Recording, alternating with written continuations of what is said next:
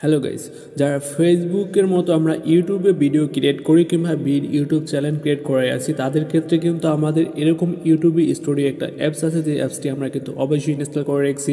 যারা মোবাইল দিয়ে আমরা ইউটিউব ব্যবহার করে থাকি আর ইউটিউবে কোনো চ্যানেল ব্যবহার করে থাকি, সেখানে ভিডিও আপলোড করে থাকি, তাহলে অবশ্যই আমাদেরকে কিন্তু এরকম ওয়াইটি স্টোরি অ্যাপস ইনস্টল করা আছে। আর এখান থেকে আমরা আমাদের যে ইউটিউব চ্যানেলের অ্যানালাইসগুলো আছে সেগুলো কিন্তু আমরা এখান থেকে দেখি, এখান থেকে আমাদের অনেক কিছু আমরা জানতে পারি। এখান থেকে আজকে আবার এমন কিছু বিষয়ে আমরা বিস্তারিত জানাবো, যে বিষয়গুলো জানলে আপনি অবাক হবেন। কেননা ইউটিউব স্টোরিতে আপনাকে এমন কিছু জিনিস মাঝে মাঝে আপনাকে আপডেট দিয়েছে, যে আপডেটের পর থেকে আপনি ইউটিউব স্টুডিও থেকে অনেক কিছু জানতে পারবে। কী ধরনের ভিডিও আপনি আপলোড করবেন, কী ধরনের ভিডিও আপনাকে ভালো অডিয়েন্স দেখতে পাচ্ছে, সমস্ত কিছু কিন্তু আপনি এখান থেকে দেখতে পারেন।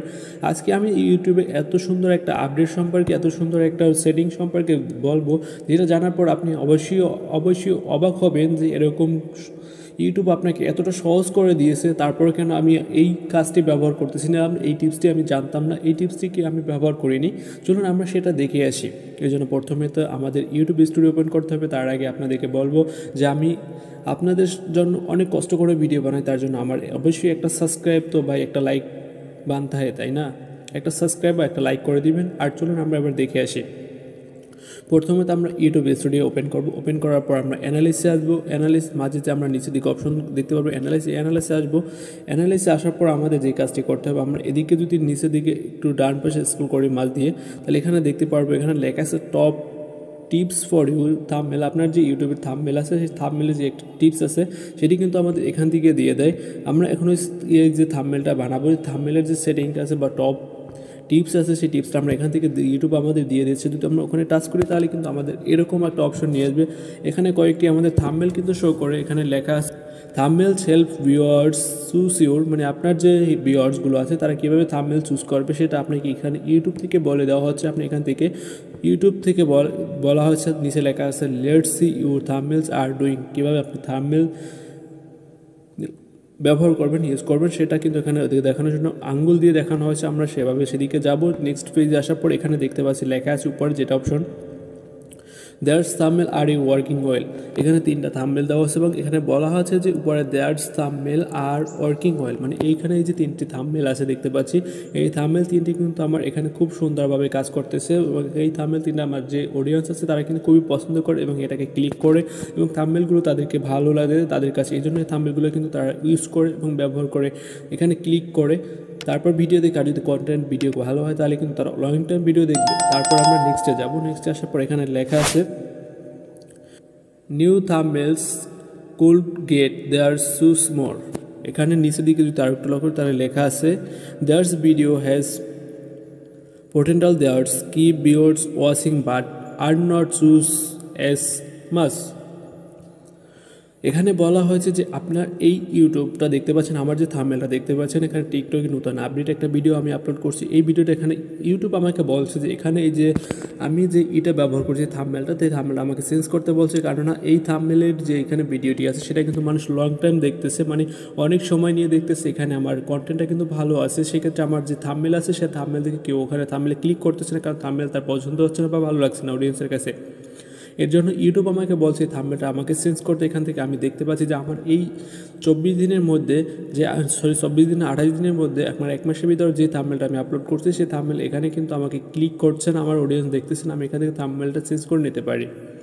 এর পরবর্তী আমরা যেটা দেখতে পারবো, সে নেক্সট পেজে আসার পর লেখা আছে arts where show to gift your thumbnail every channel to seen, মানে আপনার যে চ্যানেলগুলো আছে তার থাম্বনেল কীভাবে বানাবেন, এরকম সুন্দর সুন্দর কীভাবে তৈরি করবেন, সেটা কিন্তু এখানে দেওয়া আছে। আর এখানে যদি আমরা পরবর্তী নেক্সট পেজে আসি, তাহলে এখানে লেখা আছে make sure that there's clear and is to read. নিচের দিকে লেখা আছে thumbnails change size on difficult device so use high regulation image and text. মানে এখানে বলা হয়েছে যে আপনি আপনার ইউটিউবে যে থাম্বনেলগুলো ব্যবহার করবেন, আমি দেখতেছি এখানে 9টি থাম্বনেল ব্যবহার দেওয়া আছে। এখানে 9টি থাম্বনেলের ভিতর 9টি থাম্বনেলই আমার যে চ্যানেল আছে সেই চ্যানেলের এই 9টি থাম্বনেলের ভিতর আমাকে বলা হয়েছে যে আপনি সবসময় এরকম থাম্বনেল বানাবেন যে থাম্বনেলে ক্লিয়ার দেখা যায়।